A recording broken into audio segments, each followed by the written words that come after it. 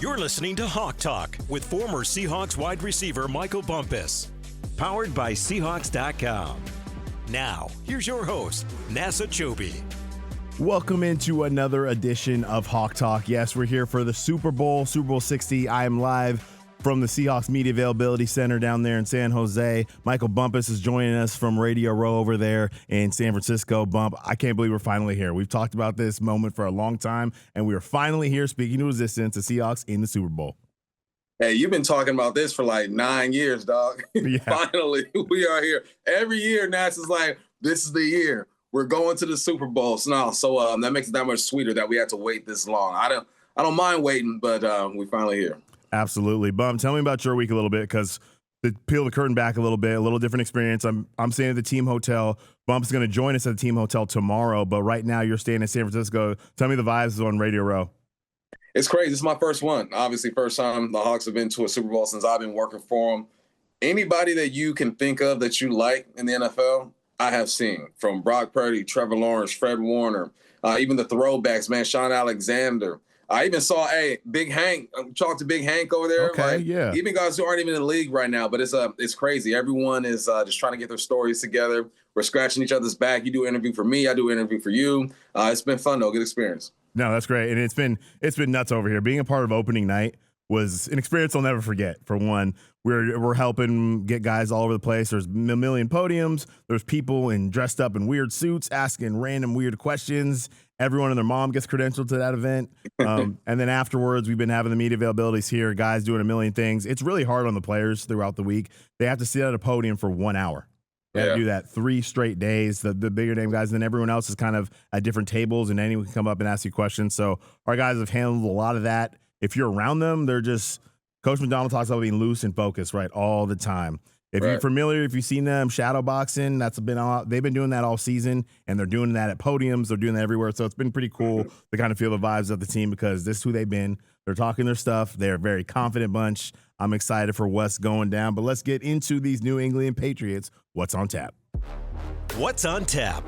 Patriots 14-3 in the regular season, first place in the AFC East. Losses to the Raiders, Steelers, and Bills.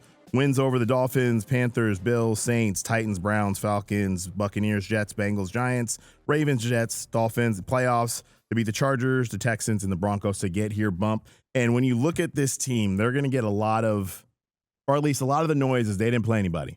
Obviously, It's the NFL. They play who's on their schedule. They're a good football team. But it is true that a lot of teams that they have played have moved on from their head coaches. They got to play the NFC South, which is in a great division. On the playoff run, they didn't have to go through all the quarterbacks. Bo Nix gets hurt. C.J. Stroud wasn't playing that great, and he had some injuries. And then so say what you want. They're a good football team. They're in the Super Bowl for a reason. Mike Vrabel's an amazing head coach. But they're here, Bump. What did you see out of them in the AFC Championship game? Oh, man, well, they took on the Broncos. It's crazy. I was talking to Luke Wilson yesterday, and he was like, man, I almost wish it was the Broncos. We can go back and relive that and whoop them. But, it's all good. You got the page. You can relive something else. The main storyline is going into this week was all about the Broncos QB situation, right? Bo Nix was out, so he had to go up against Stidham. He hadn't thrown a pass in the NFL since 2023. So he was going to be rusty. We felt he was going to be rusty. He had some success early. He connected with Marvin Mims for a 52-yard pass and found Cortland Sutton for a 6-yard touchdown. 2 plays later, the Broncos took an early 7-0 lead. That was their final score of the game. It was a wrap after that. Yeah, goodness gracious. I mean, it's hard. You don't have your quarterback. It's hard to get through that. It was snowing, and the mess. Yeah. Drake May, 10-21, 86 yards. You mentioned that rushing touchdown. When I look at this team, Bump, we're about to talk about the head-to-head, I'm impressed with Drake May. I'm impressed with the running back that they have going on. They had some issues with Stevenson early on, fumbling the football. It seems like he's really corrected that, and they've been getting after it in the run game the last couple games. Looking at the head-to-head regular season, Seahawks are 8th in total offense, 10th in rush offense, 8th on pass, and 3 in scoring.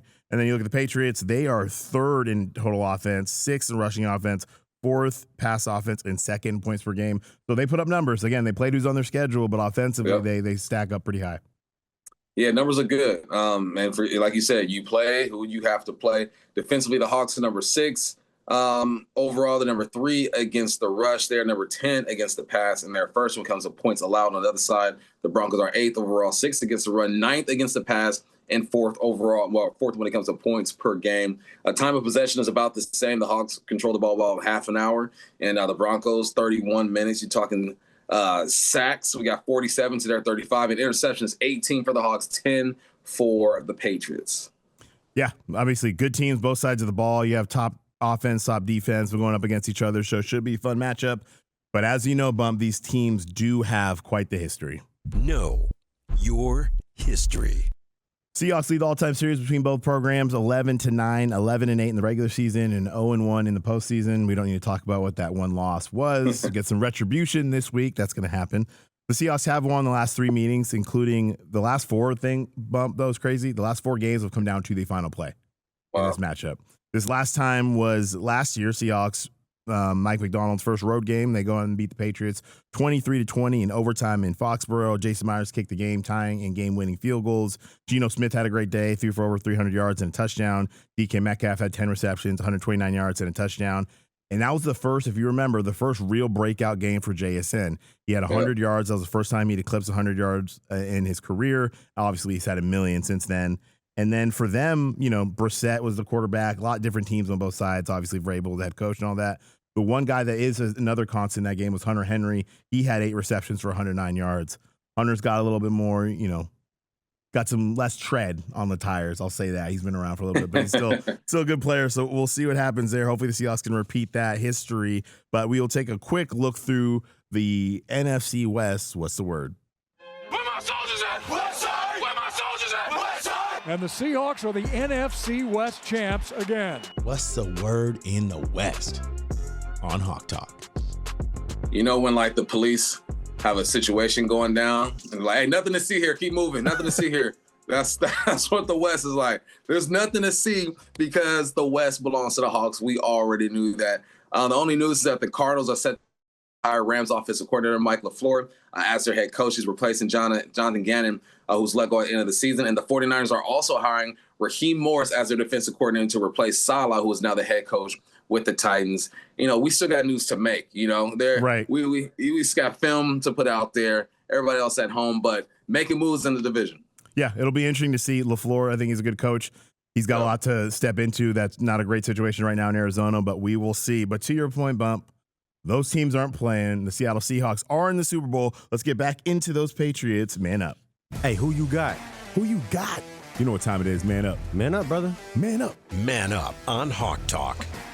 We go where we do every week. We're talking about the quarterbacks. You got to look at Drake May taking on this Seahawks defense. And Drake May, honestly, is probably the biggest reason for this Patriots turnaround outside of head coach Mike Vrabel. He was the third overall pick in the 2024 draft from North Carolina, 2-year starter there after throwing for 4,000 plus yards, 38 touchdowns, 7 interceptions in 2022. During his rookie season, he put up decent numbers, Bump, considering the team that they had. They only won 4 games, 4-13. He was 22-25 of 338, 2,276 yards, 15 touchdowns, and 10 interceptions, if I could speak. He was sacked 34 times, but he did get to the Pro Bowl as a rookie. Now you look, he's taken a huge step in 2025, and some of these numbers are pretty crazy. He finished the season with 4,394 passing yards, 31 touchdowns, the most by a Patriot quarterback since Tom Brady. So anytime you're on a list with Tom, that's really good. He rushed for 450 yards, so he's an athlete. He can move his legs a little bit, 4 touchdowns as well. He led the NFL in completion rate, 72% of his passes, which is crazy. Yards per pass, 8.9. Passer rating, 113.5. QBR. He put up some ridiculous stats. You know, every time I look at this, it stands out. He is awarded second-team All-Pro, so he's the key, honestly, for the Seahawks defense, is making life hard on him. The one thing, though, Bump, that I want to point out about Drake May is how much he has been sacked. He has been sacked 15 times this playoff run, 5 in every game. So that is an opportunity for the Seahawks defense to get after him that way and might be able to cause a couple turnovers.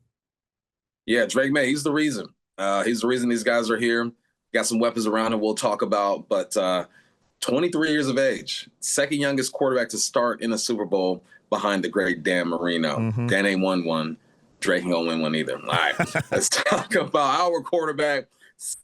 Darnold against the Patriots defense. He's one of the best quarterbacks in the game, just straight up. 5th when it comes to passing yards, 2nd when it comes to yards per pass, 2nd when it comes to yards per completion. This year, he completed 67% of his passes, 4,048 yards, 25 touchdowns, 14 interceptions, tied for the most win in consecutive seasons. With who? He's on a list with Tom Brady, too. Give him some love. It's a Pro Bowl selection. He has 9 game-winning drives in the fourth quarter since 2024. That's the most in the NFL. Played good in the divisional game. It was 25 for 36, 346, 3 touchdowns, 0 interceptions in the conference championship. That was his conference championship game, not divisional. He did his thing, man. He's looking good. He avoided turning the ball over. That's something that we wanted to see. He was decent against the pressure. And he's going up against a good defense. The Patriots defense ranked 8th overall, like we mentioned, 4th in scoring. The Patriots defense, they've been blitzing like crazy. Yeah. All right, 40% of the time since week 14, they've been blitzing, and I think that's to compensate for something. They're good on the back end, but for some reason they felt like they have to get after the quarterback in that way. So we'll see if they continue that trend. If they do, there should be guys open. Just hold your water, Salmon, and let the ball go. Yeah, no, I think I'm really looking forward to see what Sam can do. We've talked about it all year. The idea that he couldn't win a big game is laughable. We've talked about that all year. He's obviously done that back-to-back games. So it'll be really cool for him to get a rubber stamp on his legacy, because once you can't take that away. Once you win a Super Bowl, once you do that, you're etched in history forever. So we'll see what Sam can do there. I'm hoping he plays well and continue to silence a lot of the haters that are out there. Next match I want to look at the running backs. Travion Henderson and Ramondre Stevenson against the Seahawks front seven. They have a nice little 1-2 punch bump. You know, Stevenson is the guy in terms of what we've seen from him as of late, especially throughout the playoffs. He was not the team's leading rusher, though. Henderson was at Ohio State. He second round pick. He rushed for a ton of yards in college. This year, though, he had 911 yards and 9 touchdowns, so he's had some explosive plays there. But in the playoffs, 24 carries for 57 yards. When you look at Stevenson, he only had 603 yards, had some injuries throughout the season, 7 touchdowns. But in the playoffs, he's been the guy, 51 carries, 194 yards, 7 receptions for 86 yards. He runs the ball hard. They got two backs that are more than capable. I know I mentioned a little bit ago, I know the temperature, what I've heard in New England, was not great on Stevenson earlier this year. He'd signed a contract coming into the season. I think he fumbled 3 times in the first couple games. Since then, he's been kind of the bell cow getting things done. So the Seahawks were great against the run. They've been great against the run all year. It can't change this weekend, because that will alleviate a lot of pressure on Drake May if they're able to run the football. Ken Walker against the Patriots defense, man. I've been excited. Ken Walker has 1,000 yards for the second time in his career. He forced missed tackles like crazy. 30% of his combined carries and receptions this season, the second in the NFL amongst players with at least 150 touches. He's elusive, man. And what is the perfect example of that? You know where I'm going. Rams in the A-gap. Hit you with the Magic Johnson. He was filthy, man. This year, 221 carries, 1,027 yards, 5 touchdowns, 31 receptions for 282. Divisional game, he had 116, 3 touchdowns, 3 receptions. In the championship game, 19 for 62, 1 touchdown, but had 4 receptions for 49 yards. K9, man, he's it. And he's had to step up, right? Because Charbonnet is out. Charbonnet, heal up. I know he's with the team. I wish he was a part of this, but K9's going to hold it down for him, man. He's sprinkling some George Holani, who got some snaps in the last game or two. I like what his backfield is doing. The Patriots in the regular season are 6th against the run line, 101 per game. They can stop the run, man. They got 2 bigs in the middle of that defensive line who can make things trouble. But I just like the feel and the flow of this run game right now. Yeah, no, absolutely. Love that. I think Ken Walker, you look at him, I love how he's handled the media all throughout this week, and he's smooth, and I'm excited for him because I think he can have a big day for the Seahawks. The other match you want to look at, looking at the receivers, really the pass catchers, Stephon Diggs, Hunter Henry, Butte, Mac Hollins taking on this Seahawks secondary. The Seahawks just faced the best passing attack in the National Football League outside of them. And that was the Rams, and that was Puka Nacua, and that was Matthew Stafford. So the Patriots receivers are not that. They are still talented, but it gives me confidence because the Seahawks were able to take down the Rams twice. But we'll start with the veteran Stephon Diggs. I mean, one of the best for over a decade. He's going to be a Hall of Famer. If you look at the numbers, I think 4-time Pro Bowler, first team All-Pro in 2020, has 11,500 receiving yards, 74 touchdowns. His first season in New England, spent the first 5 in Minnesota, 4 in Buffalo, 1 in Houston prior. This year, he went over 1,000 yards again, 85 receptions, 1,000 yards, 4 touchdowns. This postseason, 11 receptions, 73 yards, and 1 touchdown.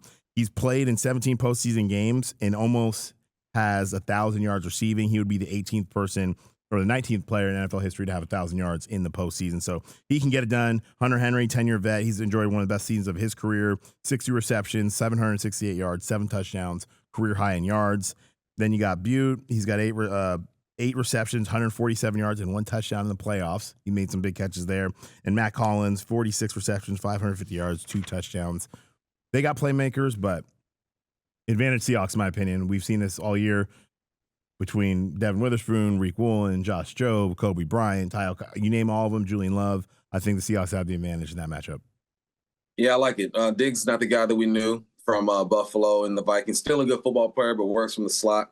You got some guys on the outside who can stretch the field. Douglas is capable. Williams is capable. But I'm with you 100%. I like our matchup. Let's talk about our receivers. All right, we got JSN, Cooper Kupp, and Rashid Shaheed. JSN, best in the game. Led the league, 1,793 yards. First in yards per touch, 14.5. Second in yards per game. Fourth in receptions with 119, which is a franchise record. Tied for 6th when it comes to touchdowns. He's got 10 and 9th yards per reception with 15. He tied the league with 27 explosive plays. That's 20 yards or more.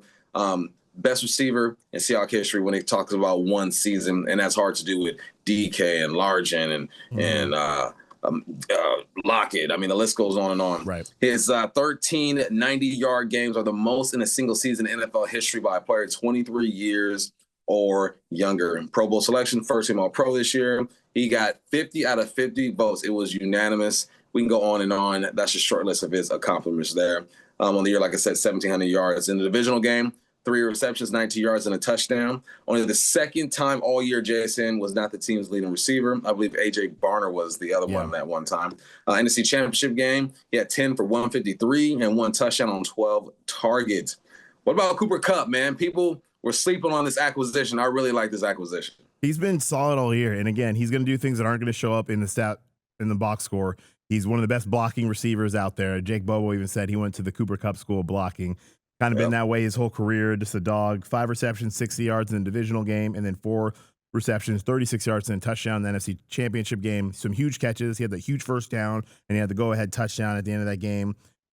And then obviously we know Rashid Shaheed can do. He finally got in the pass game, a 50-yard bomb on that first drive, which I love because that puts it on film, and the secondary, has to account for that bump. But this is going to be a dogfight because the Patriots do have a very legit secondary, and that starts with arguably the best player on their defense, Christian Gonzalez.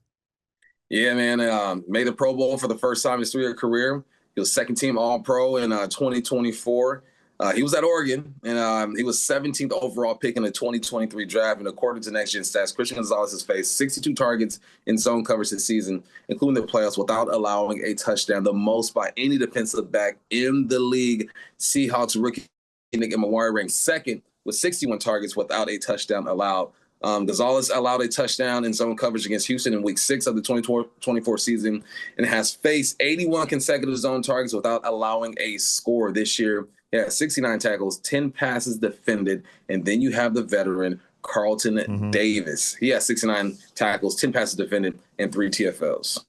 Yeah, it's gonna be an interesting matchup. That's exactly where I feel like the Patriots probably feel really good about their secondary, but it's going to be a challenge. It's kind of one of those get your popcorn ready moments. I'm loving to see how Gonzalez is going to match up, whether it's JSN, whether it is Cooper Kupp, or whether it's Rashid Shaheed. And the last one I want to look at, Bump, let's look at these returners. You got 2 of the best returners in the game. You got Marcus Jones and Rashid Shaheed. Marcus Jones is a good cornerback for one. He's had some good numbers there. He got 3 interceptions on the season, but he's a great returner. He's tied for the league lead with 2 punt return touchdowns, having 17.3 yards per punt. And is now the all-time career leader in punt return average, 14.3 per. And somehow he didn't make an All-Pro for the Pro Bowl. He got edged out by Chimere DK from the Tennessee Titans. And then you got Rashid Shaheed, who also was somehow snubbed from being an All-Pro returner, considering he has 3 return touchdowns this season. But either way, these 2 are the X factors. If, they can break a game open. I think if you were looking at my opinion, I think the Seahawks are going to win. I think the only way they wouldn't is if they gave up a big play on special teams and turned the ball over. So, but when you look at Jay Harbaugh, when you look at how he has this special teams plan, the Seahawks have had the best special teams unit across the board all season long. So I would be stunned if they allowed a big play on special teams. But both these guys could be a big X factor come the big one on Sunday. But we've been here. We've been talking to you guys for a long time since training camp. We're going to tell you how the Seahawks get this done. Path to victory. At the 45, waits for the snap. Michael Dixon puts it down. That kick is away, and that kick is good! The Seahawks win! It's good! It's a path to victory on Hawk Talk. The Seahawks celebrated their 50th season out of the franchise. So many great players, so many great individuals around this organization. And for 50 years, the Seahawks have only been in this now for the 4th time bump. So a lot of special things that happened on Sunday. First time in 10 plus years. Last time they played the Patriots, they weren't able to get it done. And for the Seahawks to win this one bump, I think it really comes down to taking care of the football. That is the huge, they've played clean, turnover-free football throughout the playoffs. They need to continue to do that. And Darnold has been amazing down the stretch. He has proven that he can win a big game. He can do all that. If Sam Darnold continues to play the way that he is playing, it's going to be really, really hard for the Patriots to contend in this one. Yeah, and if Ken Walker can get involved too, man, you need Sam to do his thing, but Ken Walker has got to help out. He's been playing a great game with the last 3 or 4 games, man. You can really go 5 games, man. It feels like Ken Walker has been doing his thing. And defensively, you got to get after the youngster, Drake May. He's been sacked 15 times, like you mentioned, this postseason. That's 5 each game. You got to make his life hell. Get after him. Keep contained. Don't let him run wild. Absolutely, man. He's a legit player. And then keep dominating special teams like we've been saying, man. This unit has been amazing all year long. They've made, not only have they been good defensively in that side of it, they have made huge plays, open games wide open. Let's see if they can get that going and continue that. And, man, bring back the Lombardi Trophy where it belongs in Seattle. One more. This one is for all the marbles. Super Bowl 60 coming your way on Sunday. We'll have all the coverage on the radio. Hopefully we're celebrating a great game bump, a little post-game party action. Yeah. A lot going down. Hopefully you're talking about a parade and all that. The guys are focused. It's been a really fun week down here at the Super Bowl. I'm excited. He's excited. He's Michael Bumpus from Nasser Kyobe. Seahawks getting ready to take on the Patriots in Super Bowl 60. This has been Hawk Talk.